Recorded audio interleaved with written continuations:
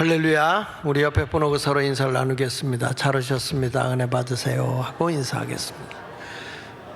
오늘 12월 마지막 주일입니다. 오늘 유튜브를 통해서 또 국내외에 계신 모든 분들 있는 자리에도 주님의 은혜와 평강이 함께 하시기를 기원하겠습니다. 오늘은 2024년도 마지막 주일을 보내면서 오늘 말씀의 제목을 평가라고 잡았습니다. 평가. 어떤 개인에게도 역사가 지나가고 난 뒤에 어떻게 그 사람을 평가할까 상당히 중요한 거죠. 영국에 아프리카를 탐험할 때에 그 두 사람의 평가가 나와 있는 게 있는데, 한 사람은 바로 세실 로드라고 하는 사람입니다. 이 사람은 아프리카에 가서 전쟁을 일으켰습니다. 전쟁을 하면서 아프리카 원주민을 학살하고 또 많은 사람을 끌고 와서 종으로 삼고, 그러면서 아프리카에 있는 황금 그리고 다이아몬드들을 다 채취하고 빼앗아 왔을 때 영국 사회는 상당히 많은 부를 얻게 됐습니다. 이때 당시에 영국의 많은 사람들이 바로 이 세실 로드라는 사람이 바로 이 나라의 애국자이며 영웅이라고 사람들이 칭송을 했습니다. 반대로 이 데이비드 리빙스톤이라고 하는 사람은 영국이 약한 나라를 침략하고 전쟁하는 것, 그리고 사람들을 노예로 끌고 와서 노예로 삼고 살아가는 노예 제도는 그것은 하나님 앞에서 합당한 일이 아니다라고 반대를 했습니다. 하나님은 모든 사람을 배웠던 못 배웠던, 가졌던 못 가졌던 상관없이 다 평등하게 사랑하시는 하나님이시고, 한 생명을 천하보다도 귀하게 여기시는 분이 하나님인데, 어떻게 저 아프리카 사람들 피부 색깔이 다르다고 해서 저렇게 학대하고 빼앗고 노예로 삼을 수가 있느냐, 그런 것에 대해서 극렬하게 반대를 했습니다. 이것에 대해서 당시에 영국인들은 이 데이비드 리빙스톤에 대해서 뭐라고 하냐면 영국의 반역자 그리고 배신자라고 비난을 했습니다. 근데 지금에 와서 어떤 결과가 됐느냐, 세실 로드라고 하는 사람은 영국에서 당시에는 굉장히 애국자요 영웅이라고 칭송을 받던 사람이지만 무덤조차 없는 사람이 되었고, 당시에 반역자요 배신자였다고 하는 리빙스톤은 영국의 국립묘지에 안장되어 있을 뿐만 아니라 세계인들이 존경하는 사람이 되었습니다. 두 사람의 평가는 믿음의 차이입니다. 한 사람은 황금을 의지했습니다. 황금을 믿는 사람이 되었고, 한 사람은 하나님을 신뢰하는 믿음을 가진 사람입니다. 역사가 평가해 봤을 때 리빙스톤은 상당히 위대한 사람입니다. 우리들은 흔히 앉아서 남을 비판하는 것을 평가한다고 생각합니다. 비판과 평가는 전혀 다른 것입니다.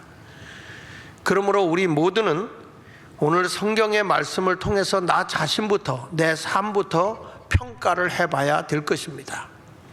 우리 대한민국도 지금까지 역사적으로 잘 이끌어서 이렇게 부강한 나라가 되었을 때 지금의 현실에 지금 대통령이 탄핵을 당하고 세계에 유례 없는 대통령 대행이 탄핵을 당하는, 있을 수 없는 일들이 대한민국에 일어나고 있고, 그리고 하나의 입법부의 독재로 29명이 탄핵을 당하는 이런 일들이 일어나는 것을 우리는 비판이 아니라 냉정하게 평가를 해봐야 된다는 것입니다.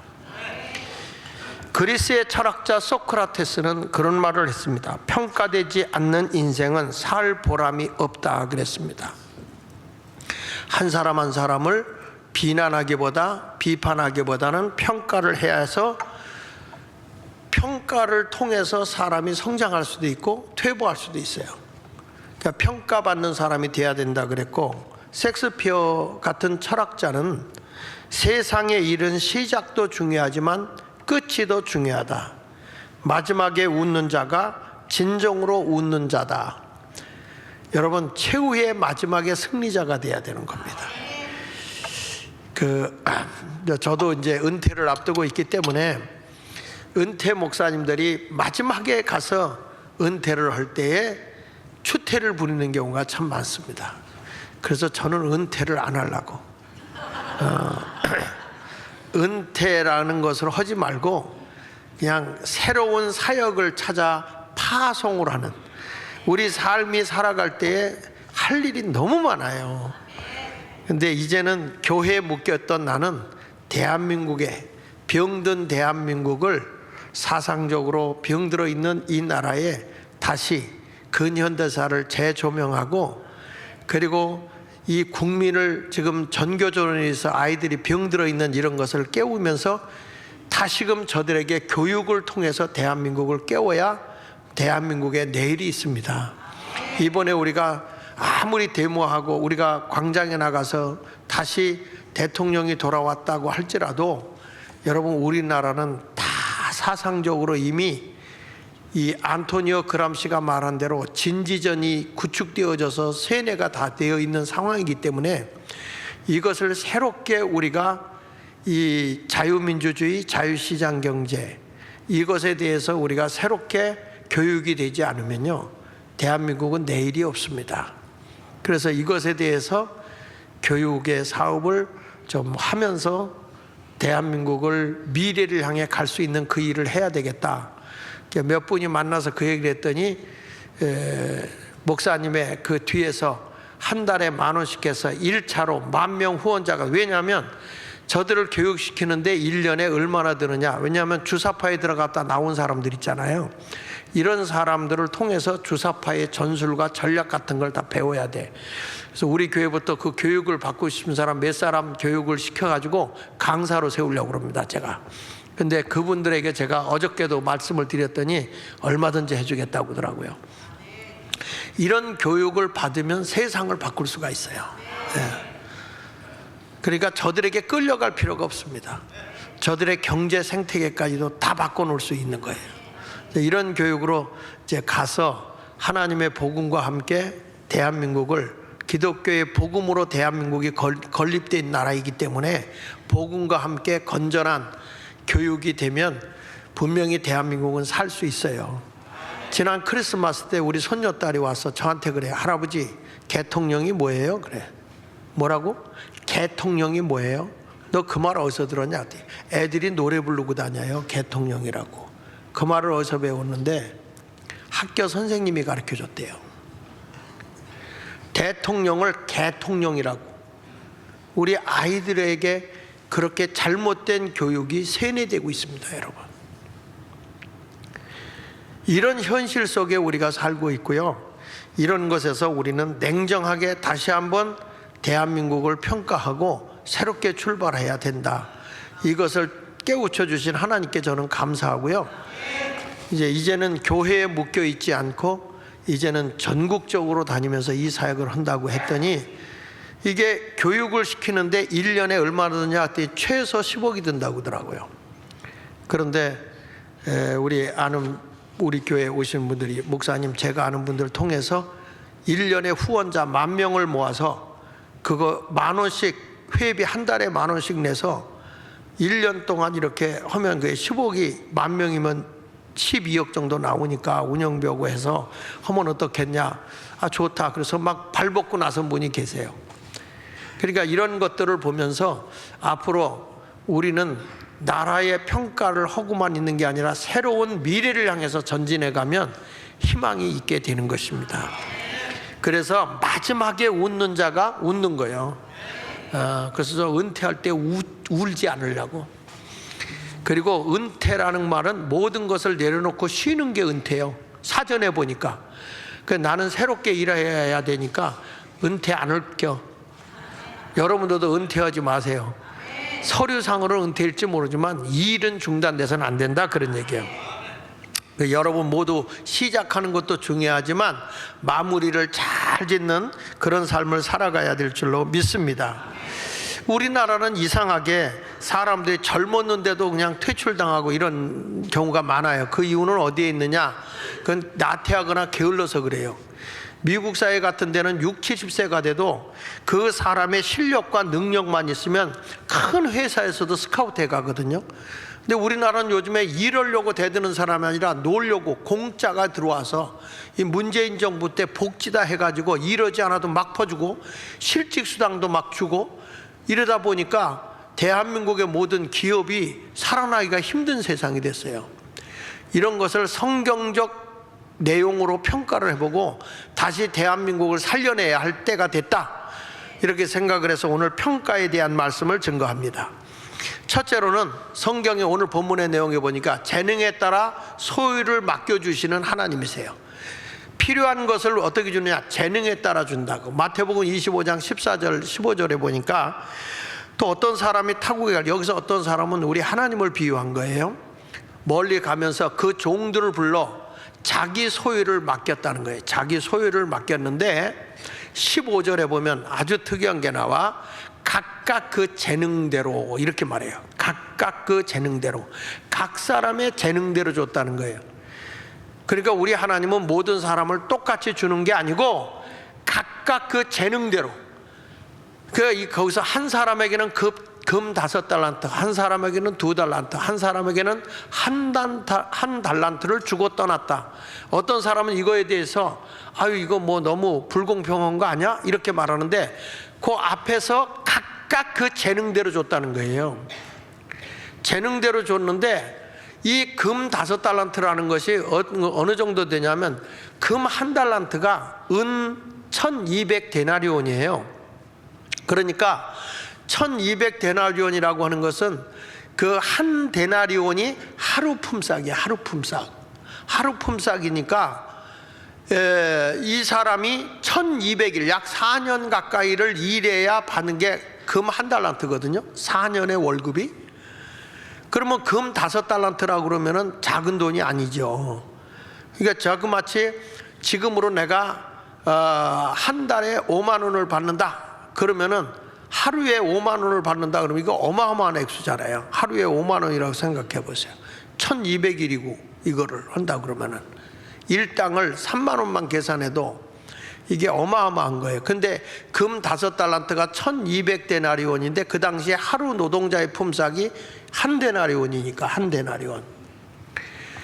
그러니까 이게 1200데나리온이면은 자그마치 엄청난 거 아니겠습니까?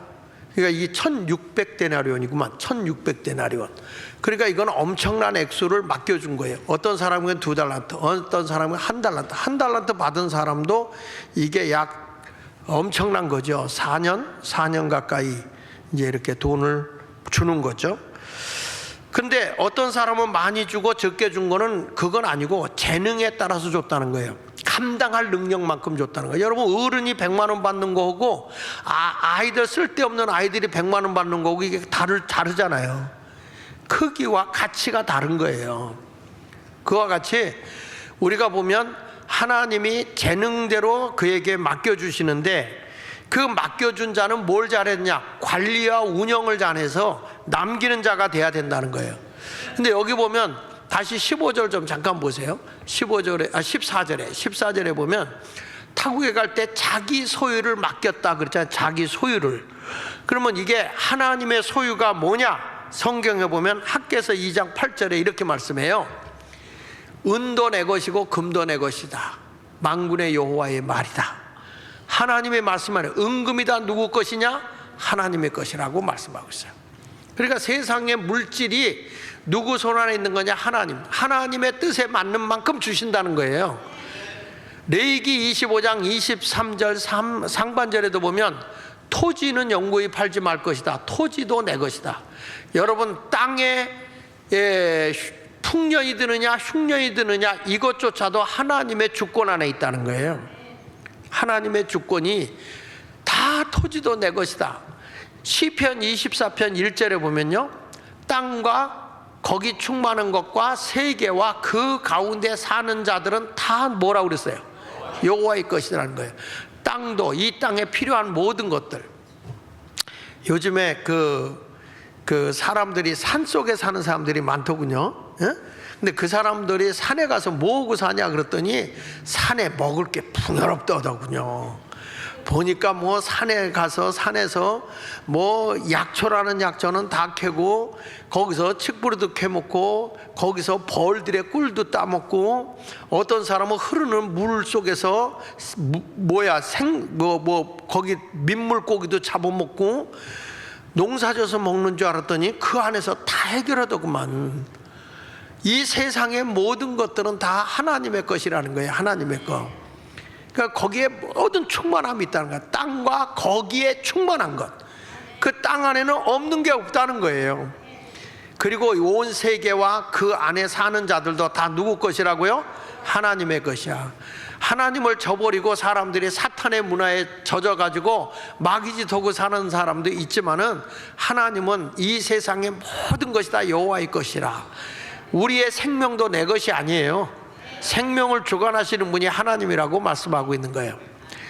그러니까 시편 50편 10절로 11절에 성경은 이렇게 말해요.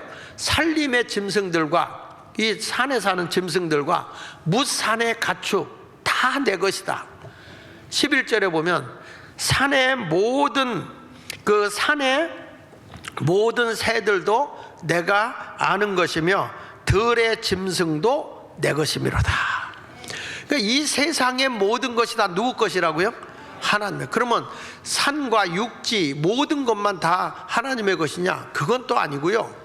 시편 95편 5절에 보니까 바다도 그의 것이라 그래서. 그래서 여러분, 하나님은 다 공짜로 줘요. 여러분이 직접 낚싯대 들고 그물 들고 가서 바다에 가서 고기 잡는다고 해서 돈 달래는 사람 있어요? 이 동네는 질문 같지 않으면 대답을 안 해요.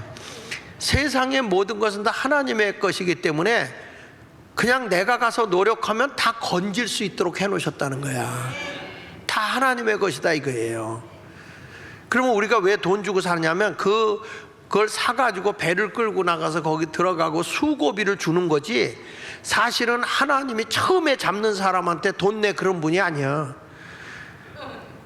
여러분들이 병원에 가서 산소 마시는 거 돈 내요 안 내요? 돈 내 안 내? 병원에 가서 산소 마시는 거 내지. 산소기 꼬면 돈 내죠. 여러분 여기 자연에 나와서 막 돌아다니면서 산소 마시는 거 돈 내 안 내? 왜 안 내? 그거는. 그러니까 우리 하나님의 것은 다 공짜에 다 공짜. 그러니까 세상이 그렇게 살게 해준 거죠. 그런데 우리의 재능에 따라서 하나님이 이 세상에 이 많은 것을 잘 관리하고 내가 남김의 삶을 살아가도록 하나님이 재능을 줬다는 거죠. 그래서 어떤 사람은 2달란트, 5달란트, 어떤 사람은 2달란트, 1달란트를 줬는데, 이것은 하나님이 각 재능에 따라 줬다고 하니까 능력에 따라 준 거예요.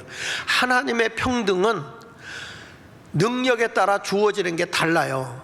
다만 우리는 많은 걸 받았을 때 가진 자들이 없는 자에게 나누며 사는 것이 복지야, 복지. 근데 그것을 국가가 다 하는 게 아니고 실질적으로는 뭐냐면 우리 그리스도인들이 복을 받아서 나누며 사는 거예요. 이게 교회거든, 교회. 근데 요즘에 와서 보면 일을 하면서도 거기 가서 자기에게 조금 불이익을 주면 국가 것을 가지고서 하다 보니까 너무 저기들끼리 물고 뜯고 고발하고 이런 게 너무 많은 거예요. 근데 우리 하나님은 내 것을 가지고 나누면서 살면 하늘의 상이 크다고 그랬어요.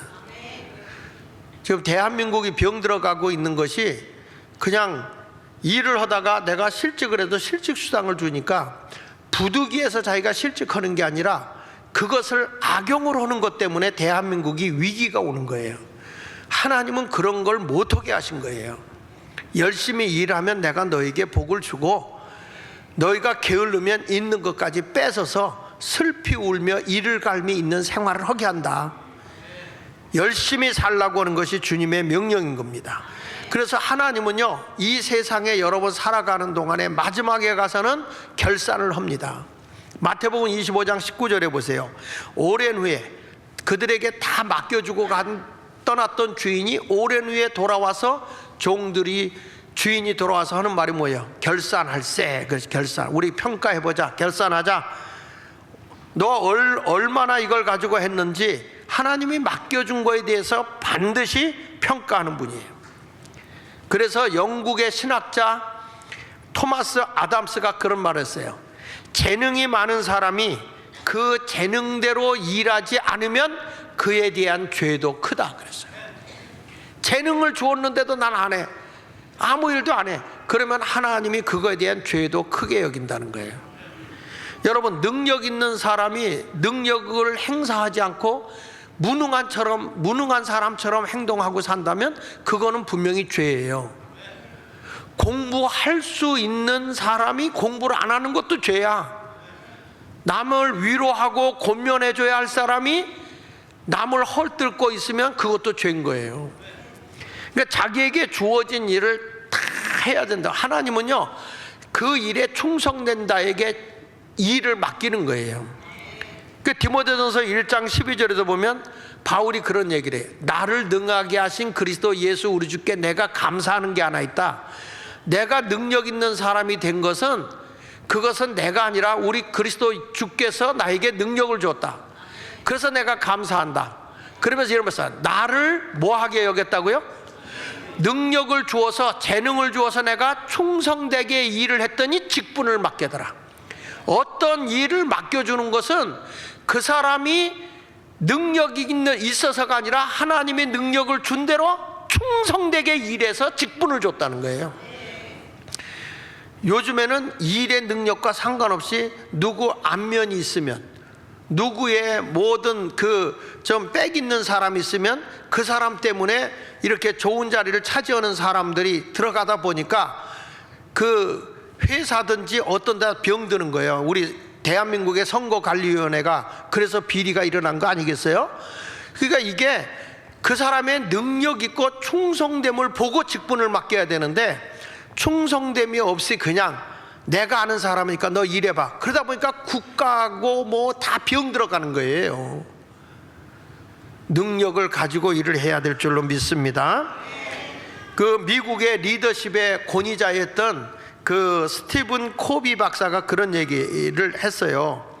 전 세계의 성자들, 위인들, 성공한 사람들, 존경받는 사람들이 대개 어떤 사람이냐라고 물어봤을 때 자기의 맡은 일에 최선을 다했던 사람들이라는 거예요. 그러니까 한마디로 성자들이 됐거나 위인이 됐거나 어떤 일에 성공을 해서 존경받는 사람들의 결과론적으로 가서 보면 그들에게는 자기에게 맡은 일을 최선을 다한 사람들만 그렇게 위인이 되어 있고 존경받고 칭찬받는다, 그 말이죠. 그건 틀림없는 사실 아닙니까? 아니 뭐 일을 맡겨 큰 직분을 맡았다고 빈둥빈둥 노는 사람들에게 무슨 그 사람이 존경의 대상이 되고 위인이 될 수 있겠습니까? 그러니까 오늘도 우리 주님이 너 계산해봐 그랬더니 5달란트 받은 자하고 2달란트 받은 자가 신이 나서 와서 보고를 하는 거예요. 아이고 주인님, 나한테 5달란트 줬잖아요. 그런데 내가 이걸 가지고 열심히 일해서 배를 남겼어요. 5달란트를 더 가져왔어요. 그랬더니 2달란트 받은 자도 저도요, 저도 2달란트 줬잖아요. 열심히 일해서 2달란트를 더 남겼어요. 보세요, 마태복음 25장 20절에 보면 5달란트 받았던 자도 5달란트를 더 가지고 왔어요. 뭐 가지고 왔다고요? 더 가지고 왔어요. 어떤 사람은 일을 맡겨주고 나면 그 일을 자꾸 키워서 점점 뭔가를 만들어내고 남김의 삶에 스스로 돌아가게 해야 되거든요. 그 시골에 제가 살 때, 이제 요즘에는 다 모터로다가 이게 하지만 시골에 가면 그 방앗간이 있었거든. 방앗간. 그 방앗간에 가면 방앗간 그 모터 이거 도는 게 있어요. 그러면 그 처음에 그거 힘을 줘서 그걸 돌리잖아요. 이게 돌리면 그거 기계도 숨 쉬어요. 이거 돌리면 이렇게 돌아가요. 그 이건 이제 빨리 돌리잖아요, 사람들이. 그러면 그때 쉬쉬 하다가 뭘 하나 탁 튀기면 불이 붙어요. 그래서 탁탁탁탁 이렇게 하면 그때 거기다 피대를 끼면 방앗간의 모든 기계가 다 돌아가면서 벼도 찍고 고춧가루도 빠지고 다 하는 거거든요. 그러니까 여기서 요거 하나의 가동에 처음에는 힘을 들여서는데 나중에는 스스로 자기가 자가 발전을 한단 말이에요. 우리도 처음에는 누군가 도움을 받지만 그 도움을 받아서 끝까지 도움을 받으면 안 되는 거야. 도움을 받고 난 뒤에는 자가 발전하는 거죠. 저도 처음에 교회를 개척할 당시에 어렵지. 너무 힘들었어요. 어려우니까 급하니까 사람을 찾아가서 도움을 요청하더라고. 그 내가 우리 작은아버지를 찾아갔지. 금호제일교회 큰 교회잖아. 거기다 나왔으니까. 그러니까 뭐 우리 작은아버지 저를 되게 좋아했어요. 그리고 그 집 애들도 내가 가요 공부도 시켜주고 막 공부도 시켜주고 그랬어. 그랬는데 내가 여기 어려울 때 도와주세요 그랬더니 와, 한마디로 그렇게 냉정할 수가 없어. 돈이 웬수야? 그리고 쳐다보지도 않아요. 얼마나 자존심이 상가는지. 와, 난 자존심 하나는 좀 셌거든요. 그때 제가 지금도 기억나. 내가 2번 다시 가서 손 벌리면 인간이 아니다. 그리고 제단에 엎드려서 무릎으로 기도를 하기 시작하니까 성령의 역사가 일어나고 불이 붙고 막.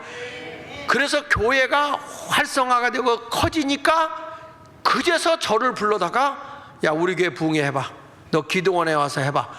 자가 발전이 되니까 그때서 하는데, 부흥회를 가는 데마다 내 조카 하나 데려다 부흥회 한번 해봐. 잘해. 그 교회도 스스로 나 한 푼 안 도와줬어. 그런데도 스스로 일어나서 했어. 그래서 제가 40년을 넘게 부흥회를 다닌 거예요. 여러분, 이게 내가 만약 그때 못 일어나고 장빌빌 하고 있었어 봐, 누가 쳐다나 보겠어요? 그런데 남기니까 되는 거야. 자, 22절에도 2달란트 받은 자도 와서 저도 2달란트를 남겼나이다. 보세요, 신이 나서 보고하는 거예요. 하나님은요, 남김이 없이 낭비하는 사람은 다 뺏어버려요. 누가복음 16장에 보면 어떤 한 부자가 멀리 떠나면서 청지기에게 모든 일을 맡겼어요. 이 청지기라는 거는 모든 걸 관리하는 사람이잖아요. 맡겨주면서 누가복음 16장 1절에 보면 주인의 소유를 다 맡겼더니 소문이 들리는 거야. 뭐라고 들리는 거 아니? 주인이 맡겨준 걸 막 낭비한다는 거야. 안 써도 되는 데 가서 막 쓰고 있다, 이런 소문이 들리는 거예요. 그래서 주인이 딱 그 소리를 듣고 불렀어. 주인을 불러서 2절에 보니까 불러서, 자, 이게 내가 이게 자꾸 낭비한다는 말이 들리는데 이 말이 어찌 된 건지 한번 셈해보자, 계산해보자. 만약에 내가 낭비한 거 있으면 너는 청지기로서 끝이야. 이제는 청지기 직무를 할 수 없어. 이 재산 관리를 못해. 그렇게 주인이 말을 했는데 3절에 보면 청지기가 속으로 뭐라고 하니? 주인이 내 직분을 뺏으니 내가 어떡할까?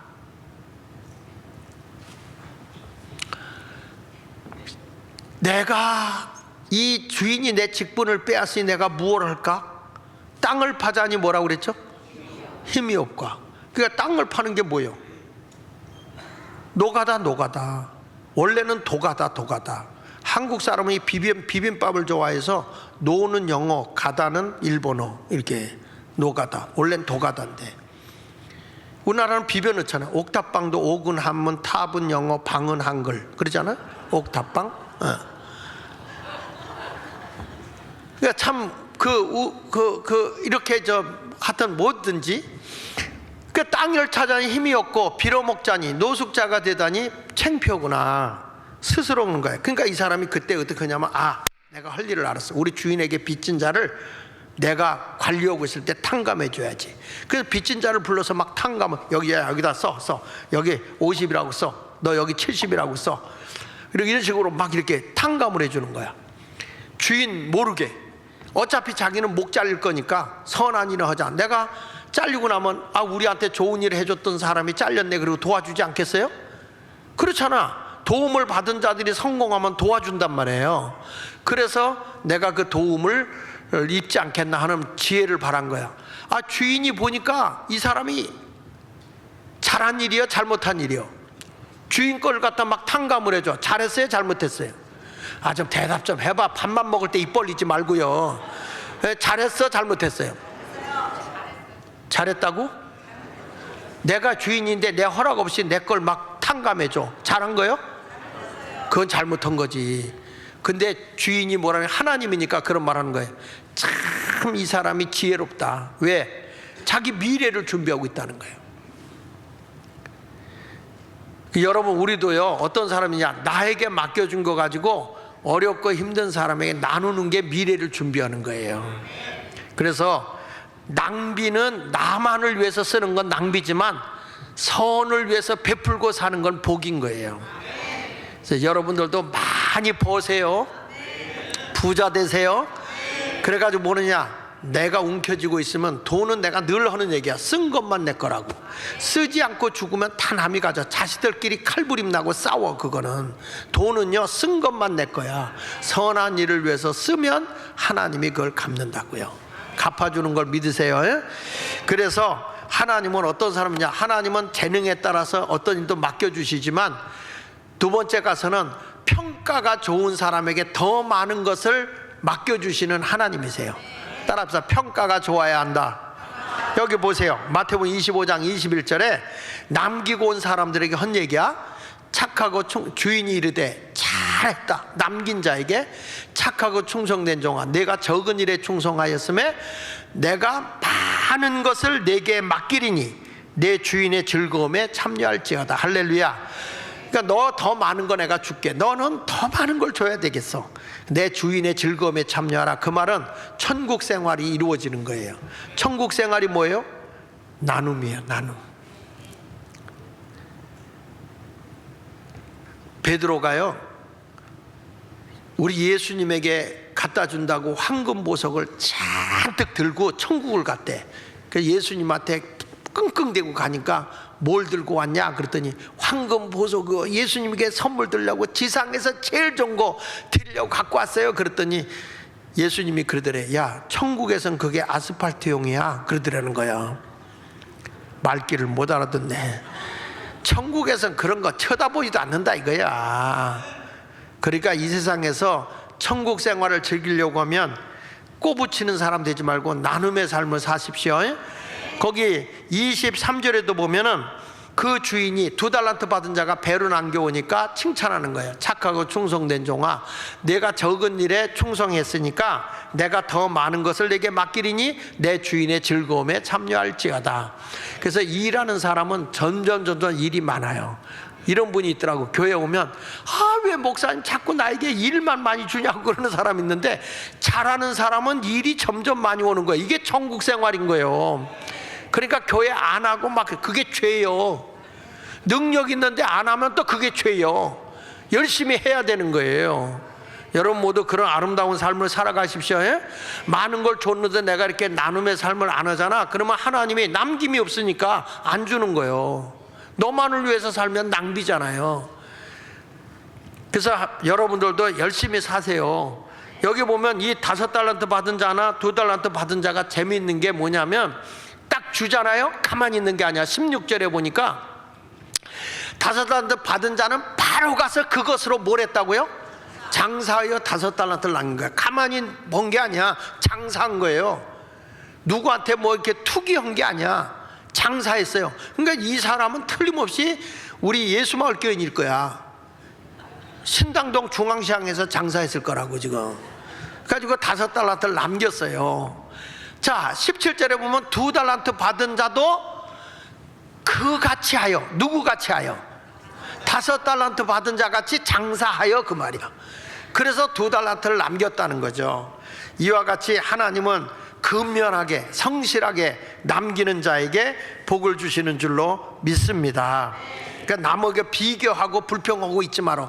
저 사람은 5달란트고 나는 2달란트고 이런 거 갖고 불평하지 말고 주어진 것에 최선을 다하면 하나님이 그 열정 앞에 많은 것을 채워주시고 칭찬을 주시는 거예요. 하나님은 누구에게 주느냐? 열심히 충성하는 자에게 주더라고요. 잠언 28장 20절 성경 말씀에 보면 충성된 자는 복이 많고 속히 부하고자, 그냥 일확천금을 노리고 빨리 부자 되려고 하는 사람은 형벌을 면치 못한다는 거예요. 여러분 성실하게 근면하게 일하는 자에게 더 많은 복을 주시는 걸 믿으시면 아멘 하세요. 느헤미야 9장 8절에도 그렇게 말해요.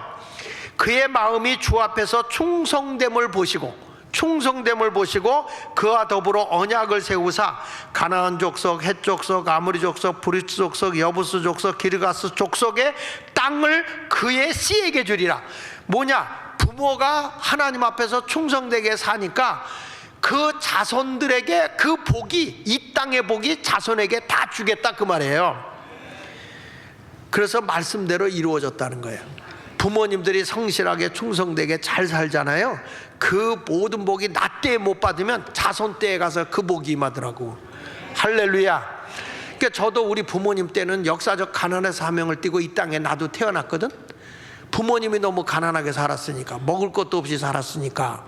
그렇지만 지나고 가서 보니까 자손 때에, 부모 때는 그렇게 고생하게 살았지만 부모님이 그렇게 베풀어 준 것 때문에 자손 때에 가서 그 복을 받더라고요. 여러분들도 그런 복을 받으시길 바랍니다.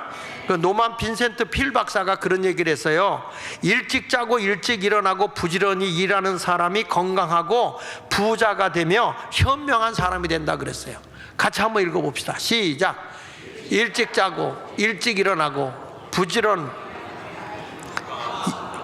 건강하고 부자가 되며 현명한 사람이 된다. 이런 사람도 있어. 일찍 자고 일찍 일어나는 사람도 있지만 늦게 자고 일찍 일어나는 사람도 있어요. 근데 하여튼 부지런한 사람은 하나님이 복을 주신다는 거예요. 그런데 쓸데없이 부지런한 것도 문제예요. 일찍 일어나는데 맨 쓸데없는 짓만 해. 이건 망하는 거예요. 그 이런 얘기 있잖아요. 새가 아침에 일찍 일어나서는 막 사람을 깨우기도 하고 한다는 거예요. 새가 부지런하잖아요. 그런데 쓸데없이 부지런한 곤충, 벌레들은 괜히 일어났다가 새한테 잡혀먹는다는 거예요. 아무 쓸모없이요.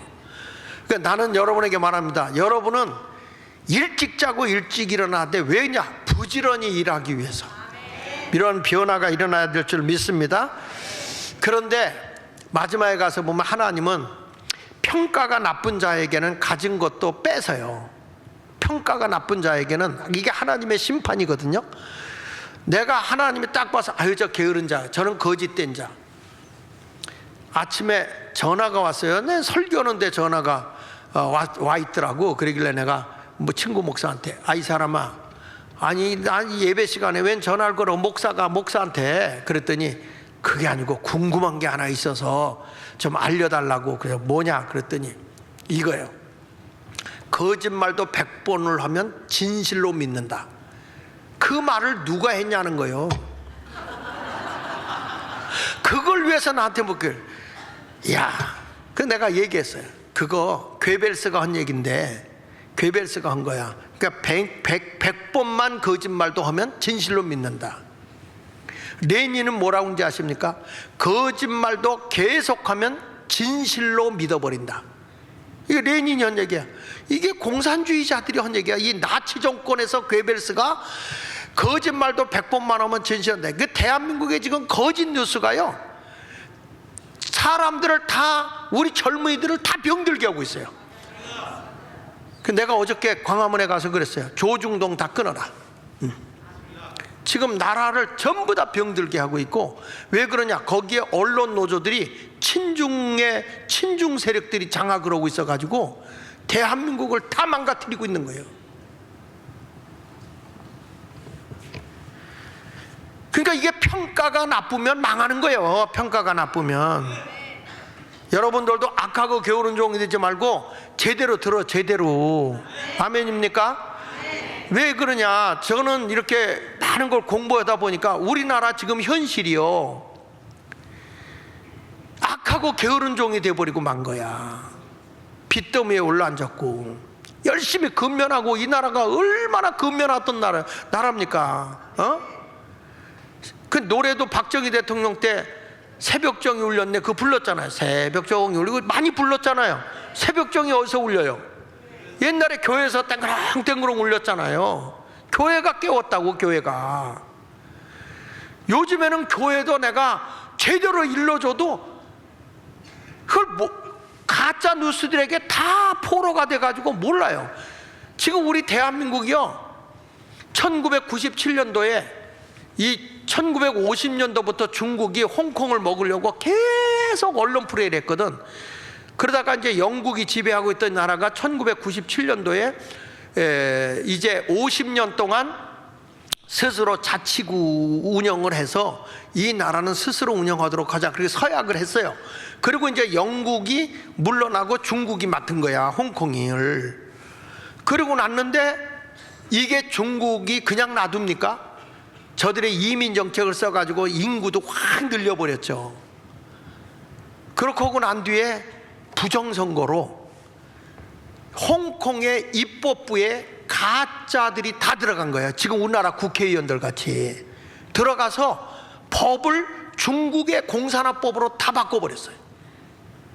뒤늦게 이걸 알고 천만이 넘게 뛰어나와서 우리도 옛날에 영국기를 들고 나오면서 우리에게 자유를 달라 외쳤지만 이미 법이 다 바뀌어버리니까, 그러니까 지금은 완전히 홍콩이 경제가 완전히 엉망이 돼버리고 지금 그 창녀들이 길거리에 3, 4만 원씩 받고 널브러져 있다는 거예요. 공산화가. 근데 지금 2047년이 돼야 이게 완전히 중국에서 관리하게 됐는데 그러기 전에 벌써 다 넘어가 버린 거예요. 근데 지금 우리나라가 완전히 친중 세력으로 다 장악이 돼버린 거예요. 어떤 일이 벌어진지 아세요? 왜냐하면 우리가 이게 평가를 잘해야 돼. 중국에서 홍콩을 먹고 나니까 중국몽을 꿈꾸는 거예요. 중국몽으로 팍스 아메리카잖아요. 미국이 최강국이잖아요. 팍스 차이나를 만들겠다. 최고의 세계 최강국을 만들겠다는 게 중국에서, 그게 중국몽이야. 그래가지고 아프리카 지역, 아시아 지역에 자본을 어마어마하게 해서 자본 종주국을 다 만들어버리네. 라오스 같은 나라는 완전히 돈으로 다 먹어버려서 빚더미에 앉혀버려서 중국이 다 흡수해버렸거든요. 근데 여러분, 트럼프가 대통령 할 때 중국을 경제적으로 완전히 까부셔버렸어요. 그때. 그래서 이번에 트럼프가 안 되기를 고대했는데 트럼프가 딱 들어섰잖아요. 미국의 대통령이. 중국은 끝났습니다, 여러분. 중국몽이 아니라 중국망이 됐습니다. 중국망. 중국은 망한 거예요. 그런데 중국이 중국몽을 꾸고 있는 이때에 어떻게 됐느냐? 대만을 먹으려고 그래서 타이안을 먹고 뭘로? 부정선거로 침범해서 입법부를 장악해가지고 법을 뜯어 고치려고 그랬거든요. 싸워서 먹는 게 아니라 은밀하게 먹어가는 거예요. 그러려고 그랬는데 대만이 이 컴퓨터가 부정선거라는 걸 안 거야. 그래가지고 거기서 우리는 수개표로 간다. 그리고 사전선거는 없애버렸고 그 자리에서 투표한 걸 바로 그 자리에서 개표한다. 그리고 모든 누구든지 사진 촬영을 하게 허락을 해놨어요. 그래서 부정선거를 못하게 하는 거야. 그 결과 대만이 안 넘어간 거예요. 그래가지고 미국하고 연합해가지고 이 TSMC라고 하는 전자칩, 이것을 개발해서 세계의 경제대국을 일으키게 된 거죠. 그런데 대만이 안 넘어가니까 만만한 게 어디였냐? 한국이었던 거예요. 한국에다 돈을 뿌리니까 이게 막 먹히네. 그래가지고 이게 지금 어떻게 했냐? 그동안에 여러분 그거 기억나요? 우리 이재명이가 여기 가서 쉐쉐, 저기 가서 쉐쉐 하면 된다, 그런 얘기 들었어요? 그게 그냥 나온 게 아닙니다. 그래서 지금 대한민국은 입법부, 사법부, 그 다음에 행정부, 군, 그 다음에 언론, 그 다음에 성관이 할 것 없이 다 친중으로 다 잡혀버린 거야. 지금 우리나라 이것이 일어난 게 뭐냐? 중국 세력의 싸움인데 지금 이게 지금 윤석열 대통령을 왜 탄핵한지 아세요? 윤석열 대통령이 딱 와서 문재인이 일으켰던 친중, 친러, 친북 세력으로 갔던 거를 확 바꿔버렸거든. 한중일 군사훈련 다시 하고 다시 복학했거든요. 그거 오기가 무섭게 탄핵으로 나온 거예요.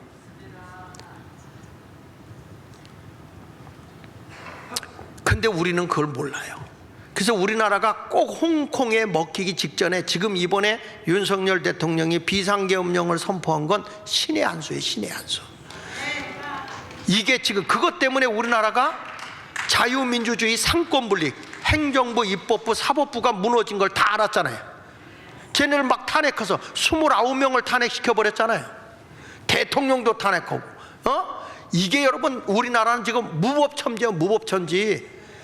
행정이 우리나라는 무정부요. 무정부. 그런데 우리나라가 너무 태평한 거예요. 왜 그런지 아세요?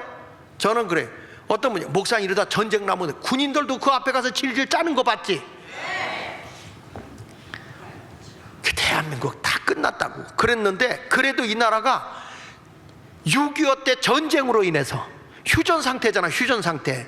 휴전 상태인데 남북이 전쟁이 나면 전쟁의 작전권을 누가 갖고 있냐면 유엔이 지고 있어요. 유엔이. 미국이 지고 있다고. 그래서 우리나라 전쟁 나면 그냥 전쟁에 개입하는 건 유엔군이 개입하게 돼 있는 게 대한민국이야. 여러분, 이렇게 대한민국은 진짜 하나님이 도와주는 나라야. 이번에 윤석열 대통령이 다시 살아서 들어오면 다시 우리나라 자유민주주의 국가로, 다시 자유시장 경제로. 야, 여러분, 저는 공부할수록요 대한민국이 공산화 바로 문 앞에까지 온 거야. 소름이 막 끼쳐. 소름이 끼쳐. 이걸 애절해서 얘기를 해도 우리 교인들은 목사가 정치 얘기한다고? 내가 이렇게 얘기하는데도 못 알아들으니 다른 게 말하지 않는. 그러니까 이재명이가 여의도 순복음교회 가도 말 한마디 못하는 거예요. 오죽하면 제가 방송에서 여의도 순복음교회 문 닫아야 된다고 할 정도로. 나라가 이 지경이 망하고 있는데도 뭐 하고 있는 거냐고. 목사들이 제일 먼저 죽을 텐데. 6.25 때도 목사들이 제일 먼저 북한군 환영했다니까. 내가 오늘 오늘 문제는 여기서 이제 끝내겠지만, 오늘 오후 나라사랑 예배 때 이게 여러분 내막적으로 보면 외교 문제입니다. 외교 문제. 이걸 자세히 설명을 드리고 오늘 오후 나라사랑 예배 다 와요. 예. 지금 저 탄핵하는 저 사람들이 내란 세력이요. 아, 좋아.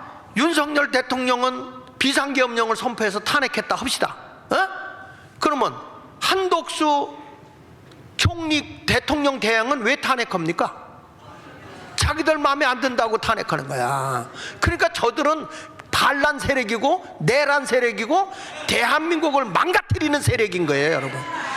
이러다 보니까 우리나라의 외화가 바깥으로 다 떨어져 다 빠져나가는 거예요. 그러니까 우리나라 달러가 지금 1,500대를 육박하고 있는 거예요. 지금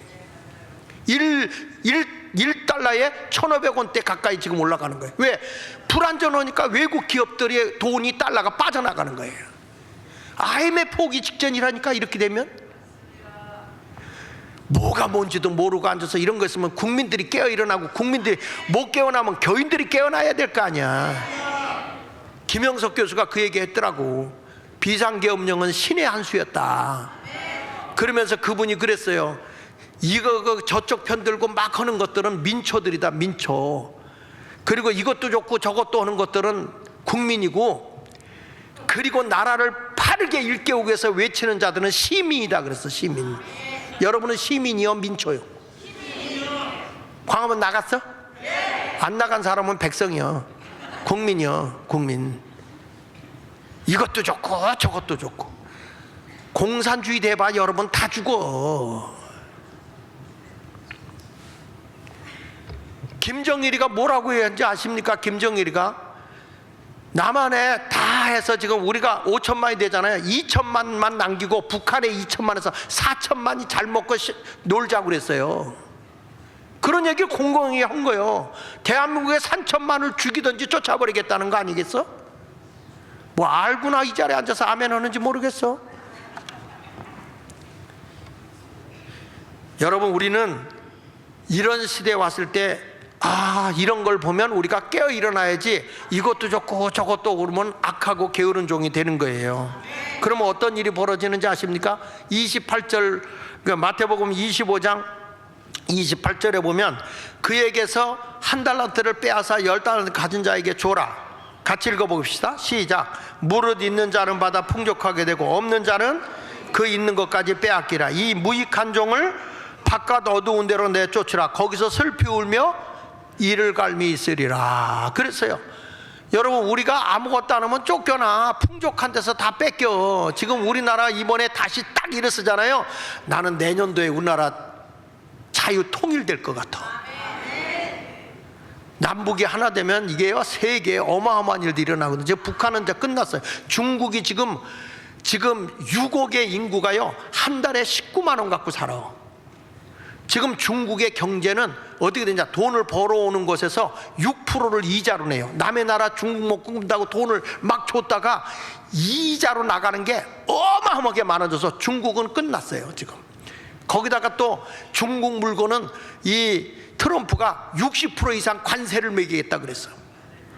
싼 값으로 온 거 이제는 제 값으로 딱 올려놓겠다는 거야. 그러면 이제는 중국은 끝난 거 아니에요? 거기 가서 살 거예요? 거기 대답하는 사람 중국 가. 거기 살아. 물론 우리나라에 이제 정말 자유를 찾아서 순수하게 온 기독교인의 조선족은 많아요. 반면에 10만의 유학생들은 중국에서 돈을 대주고 왔기 때문에 이들이 한국에서 간첩 활동을 해요. 많은 사람이 그렇게 한다고요. 그리고 우리나라 기업이나 뭐 이런 것들도 많이 장악하고 있거든. 지금 내가 이거 자료를 지금 찾아서 읽어보는데, 이거 PDF를 만드는 분이 자기 신도 깜짝 놀랐다는 거예요. 자신도 이 정도인지 몰랐다는 거예요.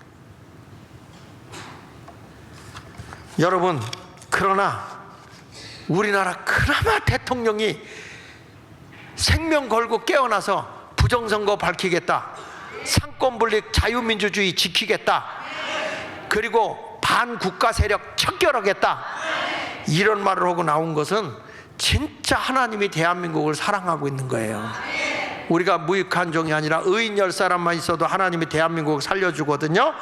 오늘부터 여러분 모두가 하나님이 기뻐하는 아름다운 삶을 살아갈 수 있기를 예수 이름으로 축원합니다. 로마의 황제 프리디 1세가 이런 말 했어요.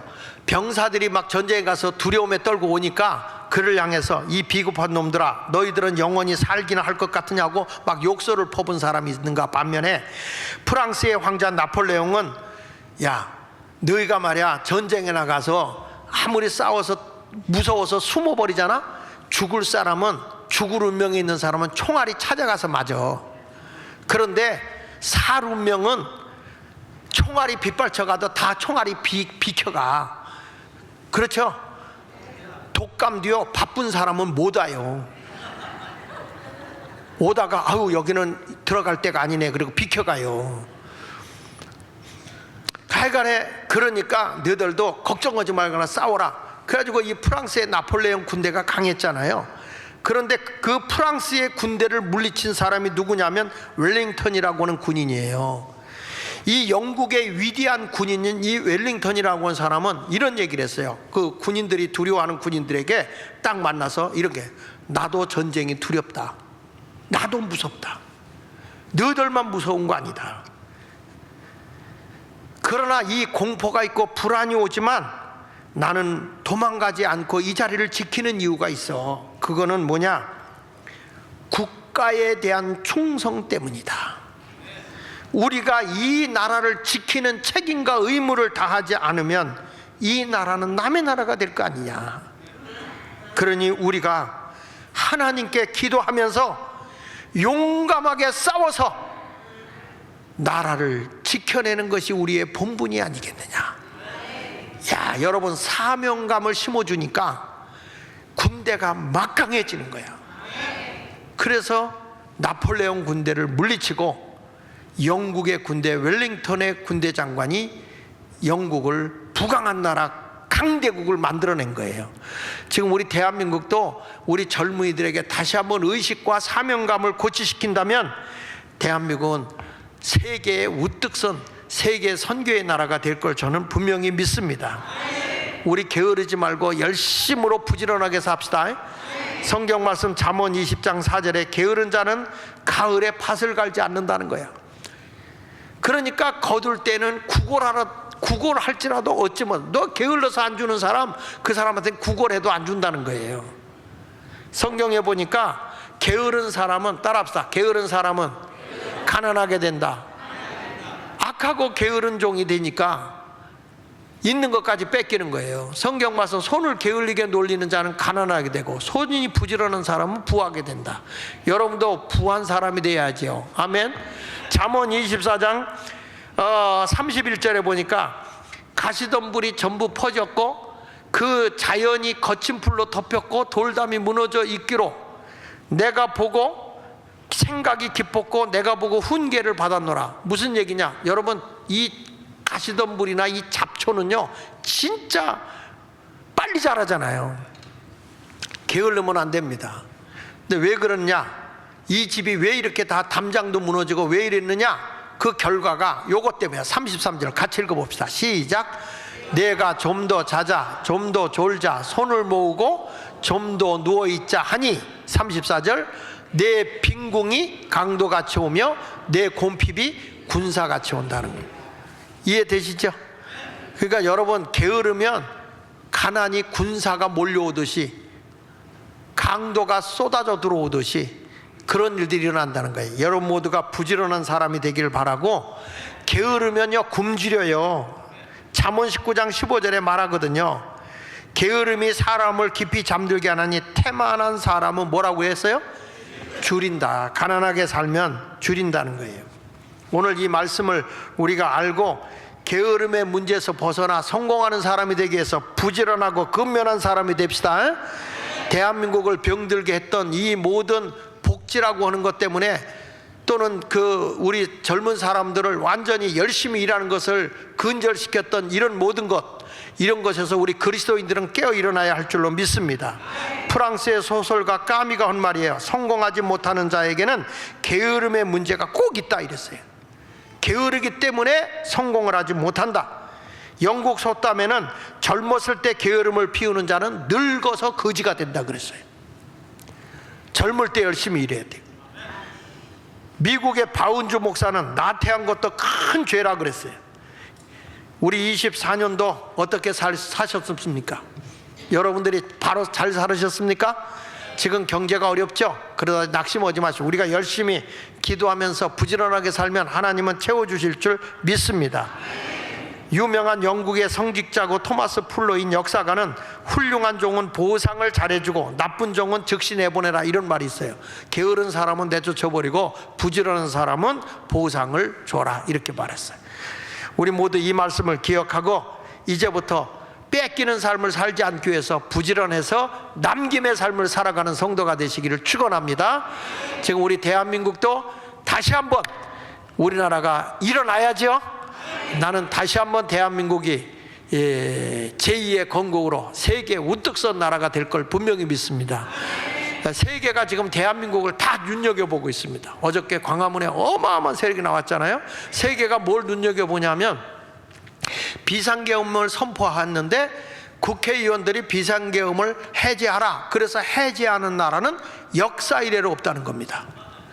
이렇게 자유로운 나라가 어떻게 이것이 마무리되는가 보자, 이게 세계의 역사가들이 보고 있는 거예요.